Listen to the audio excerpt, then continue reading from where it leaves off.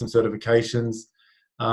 It will be promoted as the source of truth for the accredited network globally, and for the first time it will be possible to validate individual management system accredited certifications from any economy in the world in real time, view a list of all valid accredited management system CBs, and view a list of all IIF management system accreditation bodies.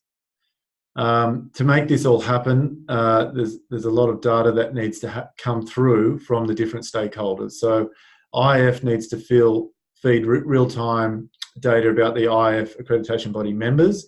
That has been set up. Now we're in the accreditation body phase where the ABs are setting up their data feeds in relation to the information on their certification bodies and their accredited scopes. Then we move down to the certification bodies where they'll upload the certified entity data and certification data, and then the certified entities can activate. As Marcus said, this is the timeline, and essentially we've provided a month for the ABs to receive the information and upload their data on the certification bodies, and then we provide a month for the certification bodies to get prepared and upload the information on their certified entities, and then a few weeks before we go live. So we're here in the AB webinar section, and hopefully by now definitely all the ABs receive their information pack. One thing we're not sure of is whether all the ABs have received their activation invitation. So if there are any ABs who haven't received their invitation, please let us know on this call or email me on info@ifcertsearch.org and I'll resend it to the appropriate email. Okay, so we'll now just get into the videos. Let me just find these videos. Okay, so these are pre-recorded demos, and I'll try and they go through 6 videos, and we can have a quick chat in between each one if necessary, but I'll get started now. This user guide video is to show accreditation bodies how to activate their account. Firstly, go to your inbox and check the email you've received from info@ifcertsearch.org. Click the Activate Account button. You'll be directed to the Terms and Conditions page. Read the Terms and Conditions, the Privacy Policy, and Data Management Provisions. Once you've read them, click each box and then click the Agree button to proceed.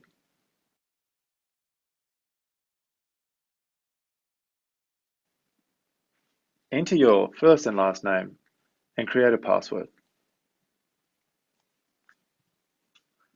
The final step is to confirm your email address. Go back to your inbox and open the email.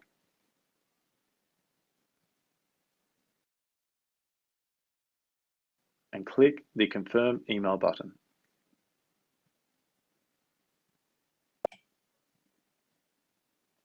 Your account has now been activated. This is your dashboard area. Okay. So the next video is, hold on. This user guide video. The next video is how to add standards, individual standards that is. So I'll just let that one get going now. This user guide video is to show you how to add standard from the standards library to the accreditation body standards list. You must add standards to the accreditation body list before they can be assigned to a certification body. To add a standard, you need to click the Add Standard button. You need to enter the information in the form, including the scheme and the standard from the library.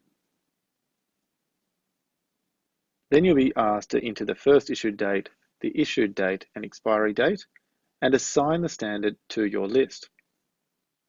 If the scheme did not appear in the scheme library, you'll need to create a new scheme by clicking on the Create Scheme to Library button and filling out the form. Likewise, if the standard did not appear in the Standards library, you'll need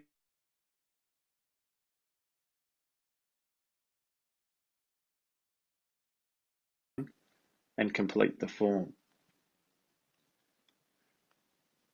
Once the forms have been completed, the scheme and the standard will be added to the library.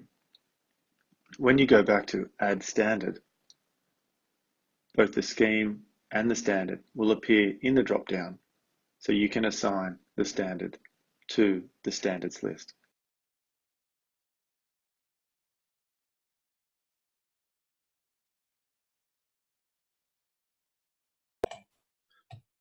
The next one's certification bodies, but I will say that both the standards and the certification bodies, this is showing you how to add an individual one.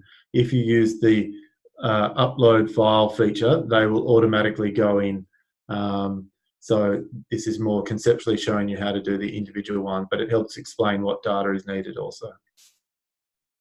So now this is how to add certification bodies individually.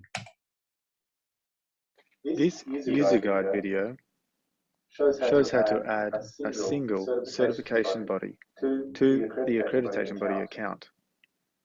If you'd like to upload multiple certification bodies, click the Upload Bulk CB list and you'll be directed to Data Management.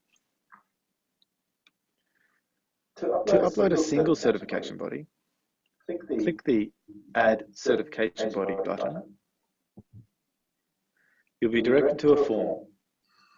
You need to enter the information required about the certification body,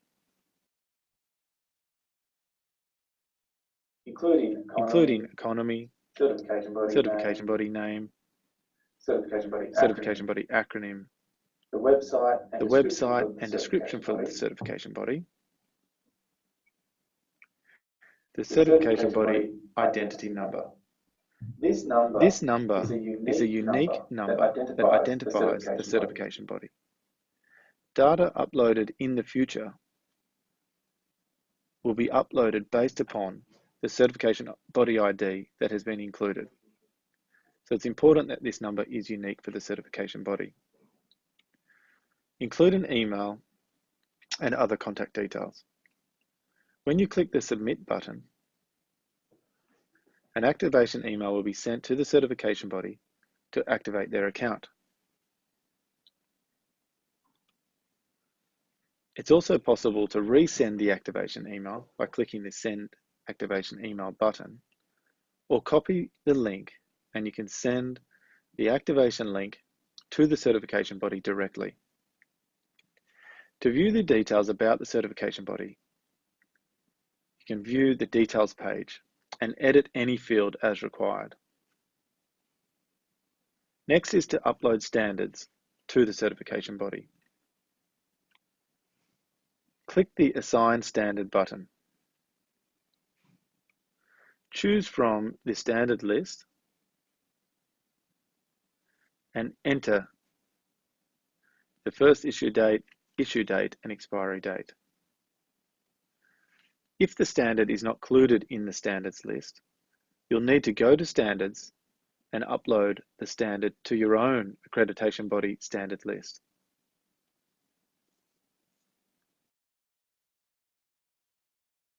All right.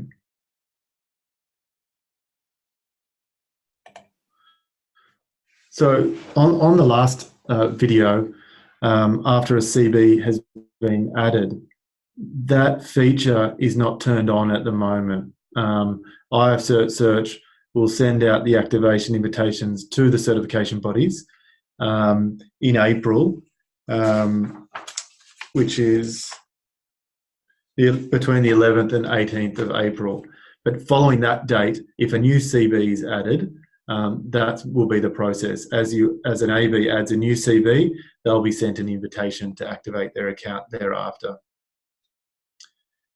This is part of data management. This is how to upload a file, so to essentially import the standard and certification body data in bulk. This user guide video shows you how to upload files. Uploading files enables you to upload data in bulk. An accreditation body can upload the certification body template, or in some cases, the certification template. Firstly, you need to download the template. Click the certification body template.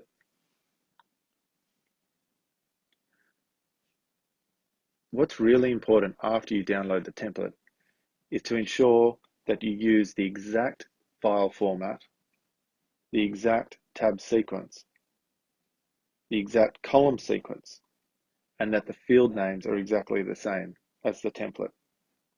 It's also important to note that you should not upload multiple data values in the one cell, and that each data values should be in a separate single row.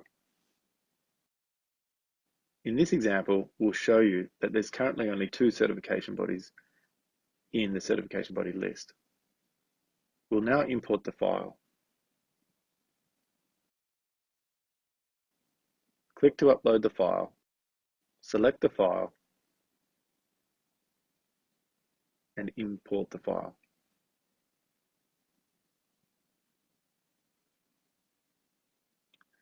In this case, the file has been uploaded successfully. If your file does not appear, it's likely that data mapping is required. You'll need to go to the data mapping section and to resolve any mapping requests. Now we can see that there's 2 new certification bodies which have been uploaded in the file upload successfully.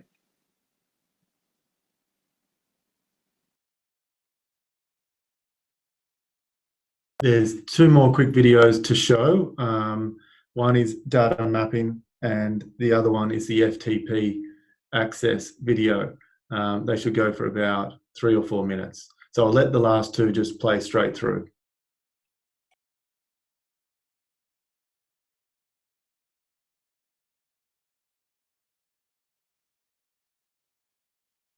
This user guide video will show how the data mapping process works. Data mapping is required when the data values from the accreditation body do not match the data values within IFCert Search. The data mapping process will be required in any upload process, whether that be file upload, FTP, or API. In this example, we will demonstrate the mapping process with file upload. Firstly, we'll show you that there are no certification bodies listed. We'll import a file.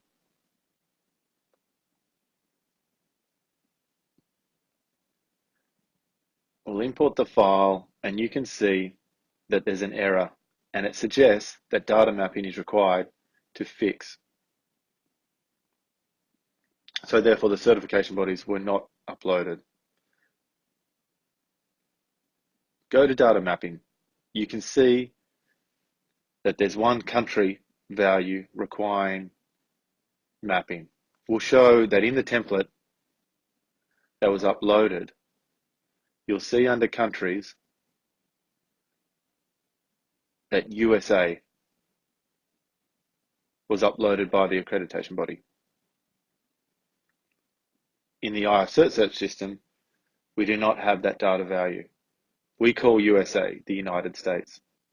By setting up data mapping allows the accreditation body to upload all its data values without changing them to match IFCert search. So, to create the mapping, change the status to active. Ensure the target is selected correctly. Go back to file upload. Choose the file. Import the file. Now that the mapping has been set up, the file will be accepted and all values will be included.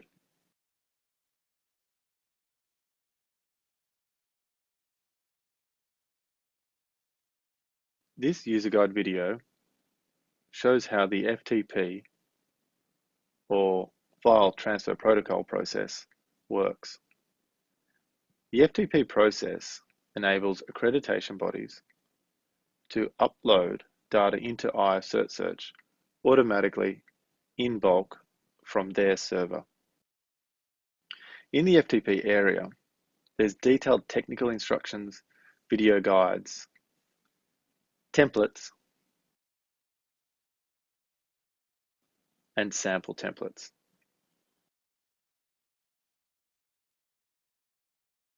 You'll see the file names under certification body file names or certification file names.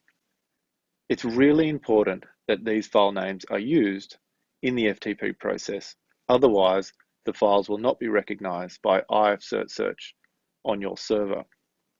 It's also extremely important that you use the exact same tab sequence, column sequence, and field name sequence in the templates provided.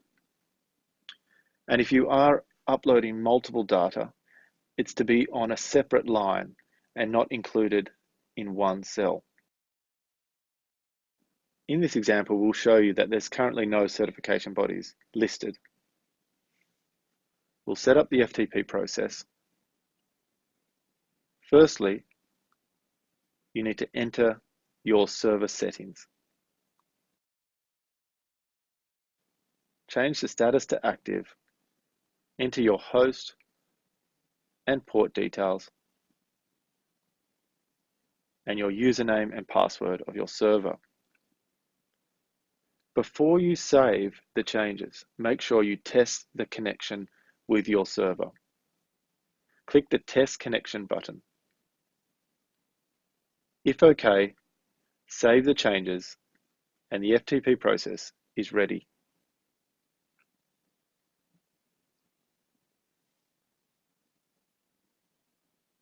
Go to your server location and in the FTP file location, upload the file. It's really important that any updates from your system are included in this file. The IF Cert Search FTP process will look up for any updates in the file every 24 hours. You can now see that 3 certification bodies have been included via the FTP process. If the file did not upload, it's likely that some of the data values require data mapping. Please go to data mapping to see a list of any values that require mapping. Once the data values have been mapped, the FTP process will update every 24 hours and these data values should be included, and you'll see your certification bodies listed under the certification body list.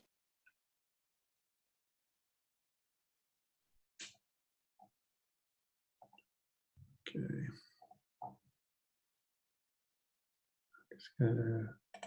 Minimize, that's the last of the videos. The last thing I wanted to show before we open up the floor to questions was this is me logged into a test accreditation body dashboard. Under user guides, you've got detailed technical instructions for each import process and the data mapping and a field glossary. In each section, it goes through technical instructions that are required, whether that be for the API, which is we don't have a video of because it's far more technical. The FTP file upload shows how it works, how to set it up, and there's detailed instructions there with the templates and all the information necessary. There's the video guides that we just went through and other videos included in there.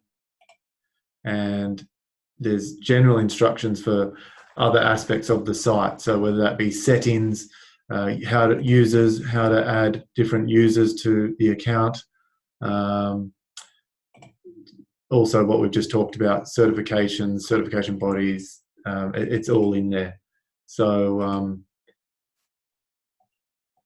that support is in there. And then if you need further support, then that'd be when you would contact info@ifcertsearch, and we'd help you with whatever needs you have. Okay, so I'm just going to stop this sharing the screen here, and then we'll go back to the video. Okay.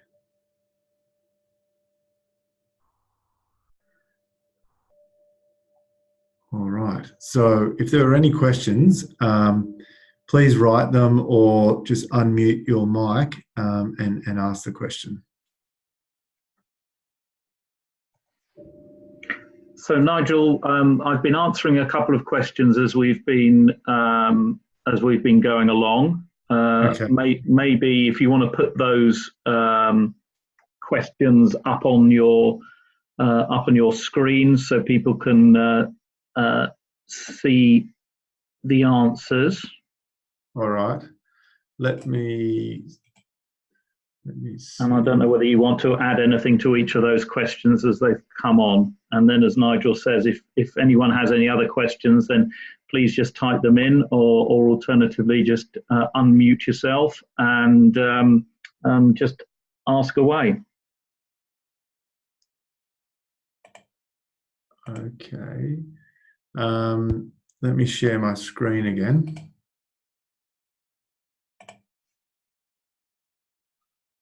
Okay. So here are the questions. So the ones that have been answered. Okay. If you just hit show all, Nigel, then the answers come up.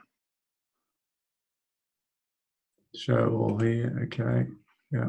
All right.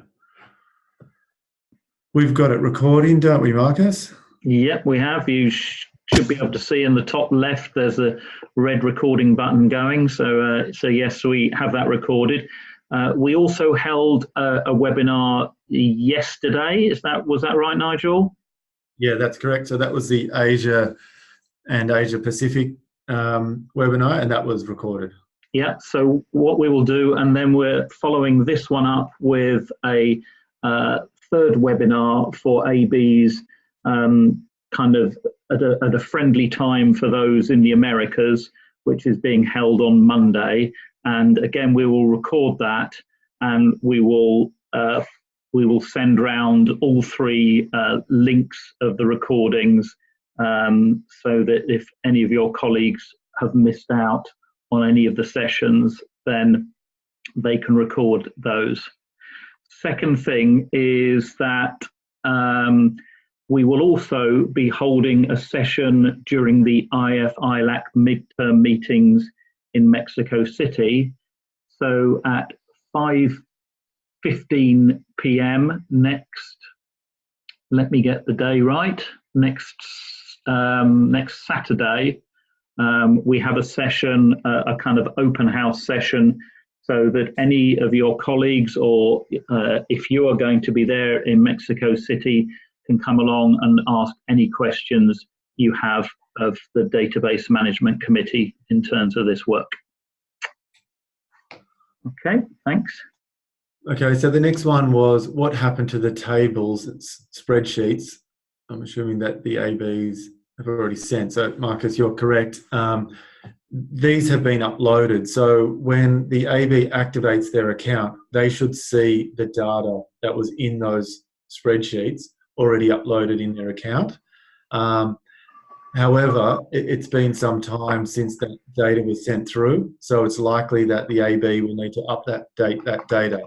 If they're small updates, then they could probably be done with single entry edits. But if there's a large number of updates, it's probably best that the AB re-uploads a new file, and thereafter sets up an automatic data feed, so that there's no manual handling thereafter. Okay.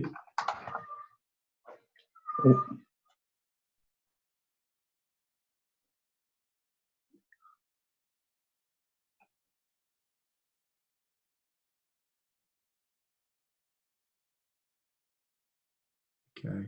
Yeah, so again, that's correct. So the question was, have the cabs received the information? And as Mark has stated, that's up to the accreditation bodies to send all the material that the IF has already sent to the ABs and send that on to the CBs. That way they can get prepared so that when the activation invitations are sent to the CBs, they're ready to set up their data feeds and get the data into IF Cert Search. Okay, so one from Dax.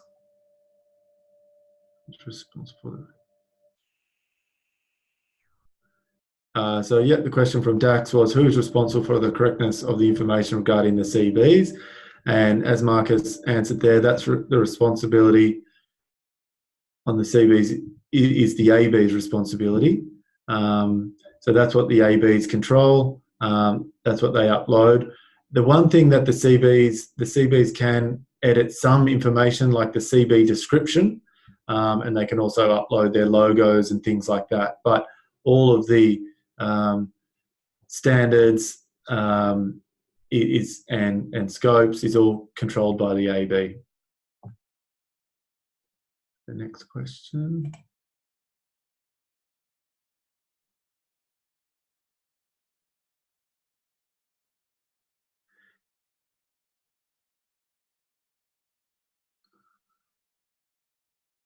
Yeah, that's correct. So if the CB is already in the database, this question is, if the CB is already in the database and you add new data about it in bulk format, will it be updated? So definitely, if the CB is already in the database and they've got a CB identity number there, and then the AB re-uploads a file by the bulk system or sets up the FTP, which is an automatic system that will pull in data every 24 hours, or even the API information.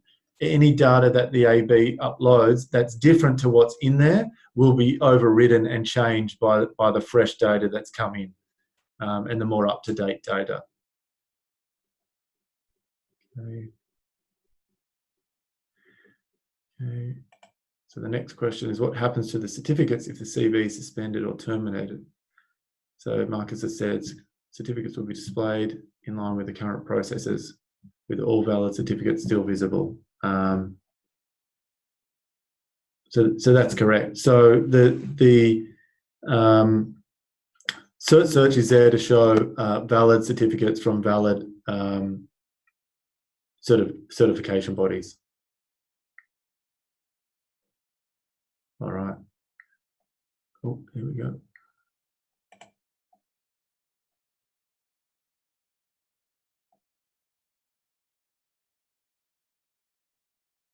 Okay, so the last question so far is, how will the information from AB MLA signatories be distinguished from non-signatories?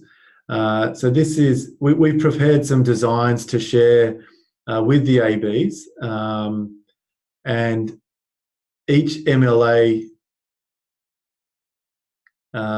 status will be reflected on every single certificate. But these designs will be shared with the ABs and likely in Mexico. Is that right, Marcus? Yes, I think if we can get our ideas together, then we will share that at the meeting that I've just mentioned. We also have, as you are well aware, we are in the second consultation period for the IF policy document on the IF Cert Search mark. Similar to the first round, there have been a number of comments about the MLA, and we, the Database Management Committee, are taking those queries to the leadership of IF so that we can get agreement on from the leadership of IF of exactly what the position is. But as Nigel says, we'll be showing some graphics to help explain exactly what is, and you'll have to excuse the language here, but exactly what is an MLA covered certificate and what isn't. Yeah. So just briefly on those designs that you'll be able to see in Mexico, on every single certificate there is a field on IFMLA, whether it's accredited or not. Also on the AB listing, where we list all the accreditation bodies, and the CB listing, there's the ability to filter out by IAF, MLA, ABs and CBs. And also on the AB profile and the CB profile, there's also information there. In addition, any reference with regards to the MLA has a link also to the IAF MLA information page. So this is what's been finalised at present, but as Marcus said, it should be displayed or shown to the ABs and the members in Mexico.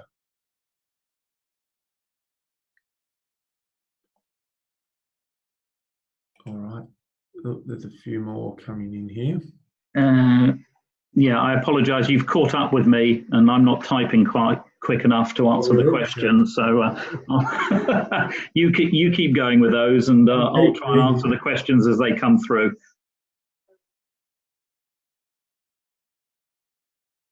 Yeah. So definitely this question from Moldak. Could you please tell us if the link to be sent to the CB has not appeared? What should we do? So that's correct. So the CBs have not received their link. So the schedule is that we will, IF Cert Search will send out the links to the certification bodies between the week of the 11th and 18th of April. So no CB has received their link, so they can't activate at present. Now, thereafter, once IF Cert Search has sent out all the links, let's say a CB contacts the AB to say, I still haven't received my invitation or my link to activate the account. The AB can log in to their dashboard and go in underneath that CB and either resend it to the email that the CB wants it to be sent to, or copy the link and physically issue it to the certification body, however necessary. So there's that flexibility there to make sure that the CBs do get their links and they can activate.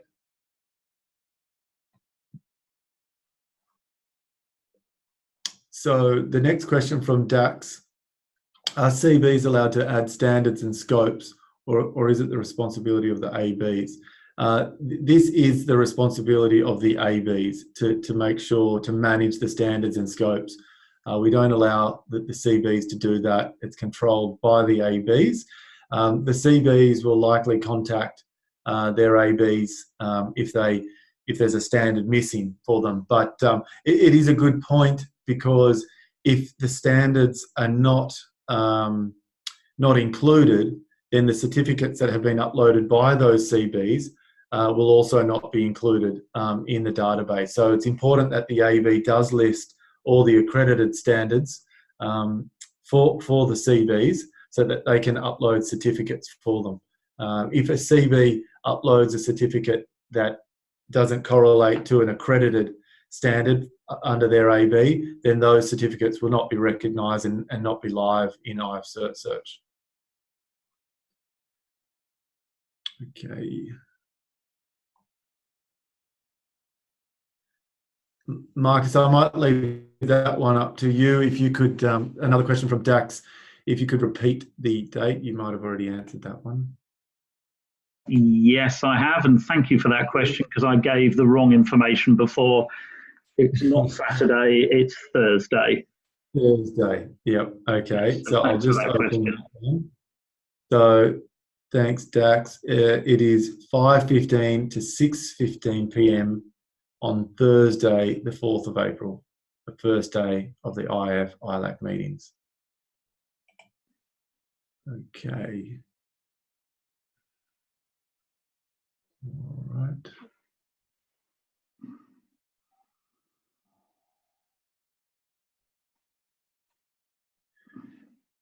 The last question that we've got at the moment, will the database be online, available to the world on the 16th? Can AB run data loading tests before that date? Yeah, that's the plan, that we will open the search function so that users can actually validate certificates on around the 16th of May. the ABs can data load test before that date. They can data load test now, in fact, to make sure their data is in. They can check their CBs. They can check all the standards that are included in there from now up until that point in time. And so what we're seeking now is for the ABs to upload all of their data on their certification bodies, and hopefully to maybe set up the automatic data feed by the FTP process, if possible by then as well. So thereafter, there's no manual handling from the AB, and that just ticks along. But the ABs of all different sizes. So some ABs may just upload a spreadsheet and then manually manage it from thereafter. Maybe some of the larger ones might be easier for them to set up that automated data feed. But I guess having the automated data feed ensures that the data is kept up to date automatically, which is helpful. Okay. Was there one that I missed there, Marcus? There's just a new one coming from Moldak, who followed up an earlier question that they asked about national schemes. And I answered that question by saying, yes, national schemes are allowed to go in as long as the AB is providing accreditation to the CBs.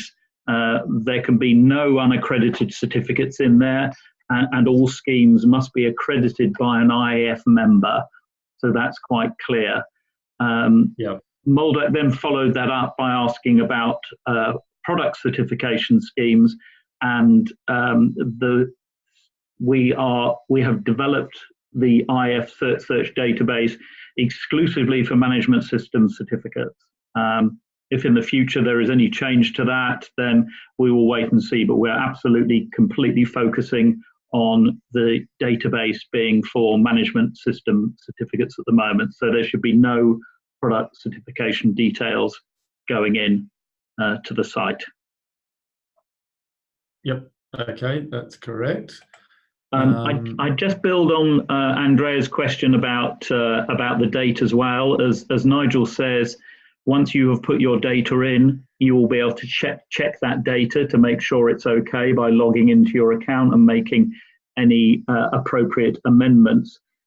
In terms of when we finally kind of go out and say, here is the database to the outside world, and so people can start using it, our decision on that will be very much based on the volume of certificates that we have in the site, and that is something that we are that will constantly be monitoring to see exactly what volume of participation we have, and that will also dictate the amount of work that we're doing with ABs and with CBs to see exactly where we need to build some more encouragement to participate. So the dates are in terms of getting the data in, but we will work out exactly when we go live on that, depending on the volume. Okay. It looks like we've covered off all the questions now, so I'll stop sharing unless any other last-minute questions come through.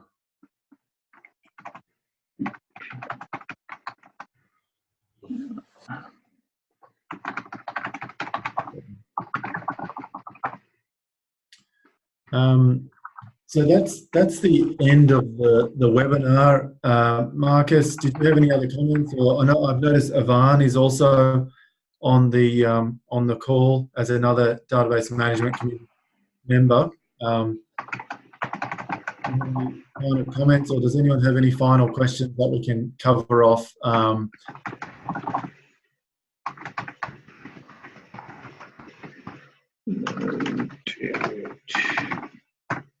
Okay. I think that.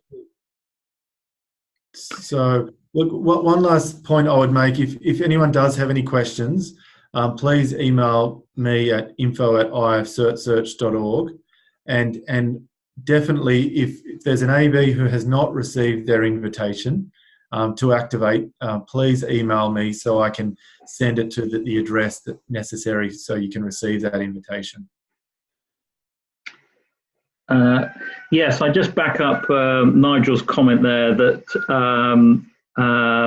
that basically we, in terms of sending out the information, at the moment we have been sending out all information to the one email contact that IF have presented us with, which is usually your contact who is responsible for voting for IF and all of those kind of things. We realise that that does mean that you need to make sure that that person is providing all of the information on Search to the appropriate people within your organisations, whether that's you or one of your colleagues. So I think it would be very positive if you could share that with people so that people are aware of exactly what's happening. If you're not getting the information for whatever reason, then as we say, please contact the IF Search email address, and we will be in contact with the Central Secretariat to make sure that we can contact the right people at each of the ABs to get the information. Marcus, there's one last question that come through, which is a good suggestion and something that we have intended to do. So from KTS, can you publish the promo material on the dashboard area within our Search so that we can have that in communication? So definitely we'll do that. We'll create a feature area in the dashboard where that marketing material can be. And Marcus and I had a discussion about that only yesterday. We'll be creating more material that ABs can use and also CBs can use to promote IF Search once we're all set up. Yes, I'd back that up by saying our focus at the moment has, to a very large extent, been on the collection of the data, to being able to answer any questions that anyone has. And what we will be doing is doing more, shall we say, promotional information, particularly as it's important to explain to the certified entities exactly what this is all about. We also need to make sure that you as ABs are able to tell all of your CBs what's going on so that they can get involved. Many CBs aren't involved in IF at all.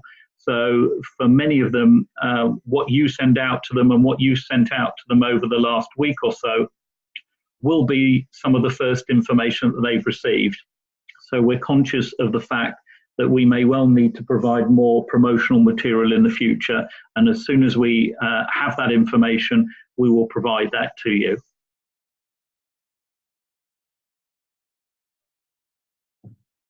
But other than that, as I say, any further questions, then please send those back to ifsearch.org.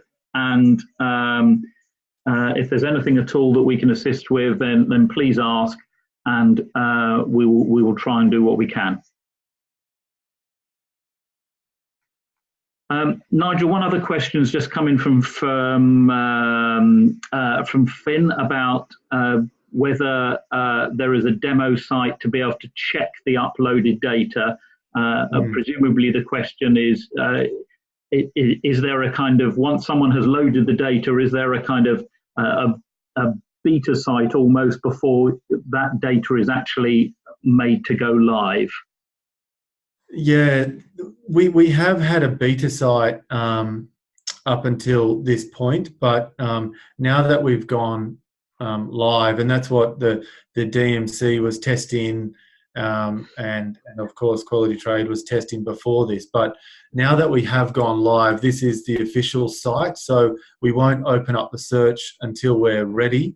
So it's not possible to do a search from the public until we've got that the certification data in there, which can be checked. But one thing is, when that is live, the ABs can check their own profile or the CB profile at any time and see what that would look like and edit that information.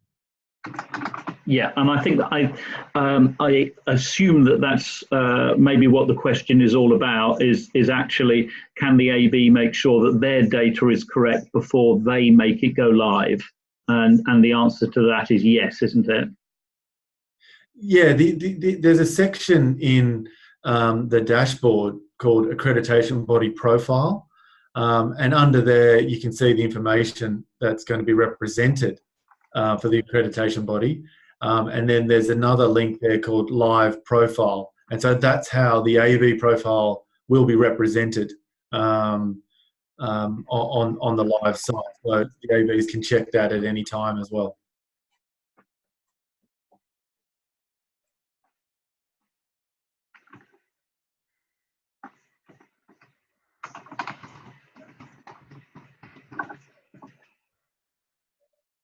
Okay.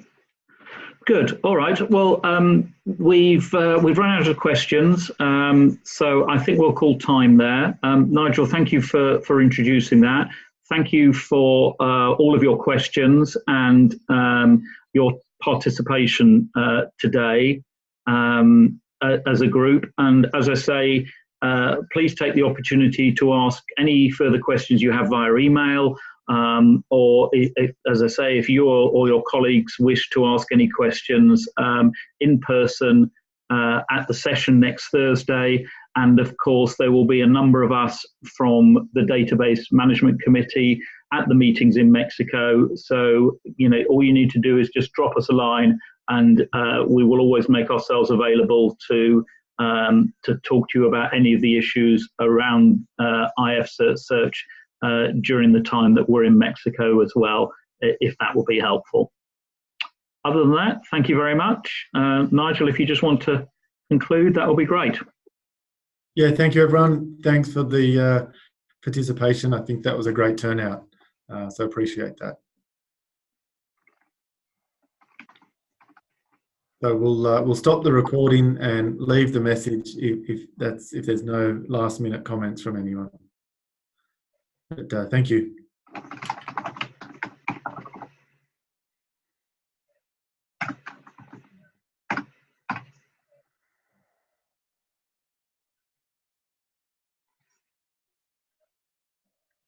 Right.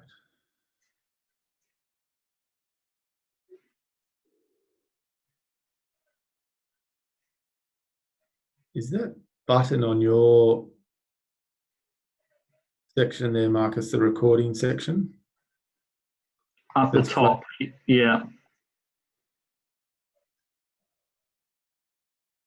Okay. Now, I don't know whether URL appears for you for us to be able to share that. Okay, no, I think what happens is it downloads to my PC, then I'll get the file and then I'll create a video of it. We might have to upload it to YouTube and then send it that way, but we might make it a private YouTube. Yeah, okay, I think that's a good idea. Maybe because we don't see the email addresses of people attending the webinar, do we? So we actually have no contact details for people who have just tuned in, do we? Yeah, no, we don't. But what we could do is get Elva to send all three of them. Yeah, yeah, out. Yeah, I think let's wait till Monday's session. We'll put together we can put together an email that says here are the three webinars if you want to tune into them, and what we'll then do is send that out with a reminder for Thursday's meeting as well. Okay. Cool. Okay. All right then. Well, that's nearly on the hour, so I'll drop off. And good stuff. Well, look, thanks very much for that, Nigel. One thing I did just want to check is try and work out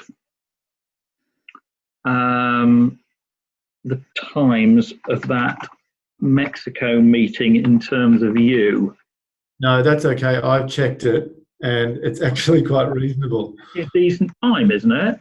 It is. It's actually 10 a.m. in the morning, so I'm fine. So I can't complain about that. Yeah. So I'll be available for that meeting, and if we can get me on video conference, that would be even better. Yeah.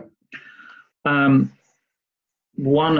have the list of participants now that have registered so far. What we'll do is I'll circulate that to people. I think we've got about, hold on, let me just get it. I think 50 or 60. Oh, good. Good. Hold on, where is it?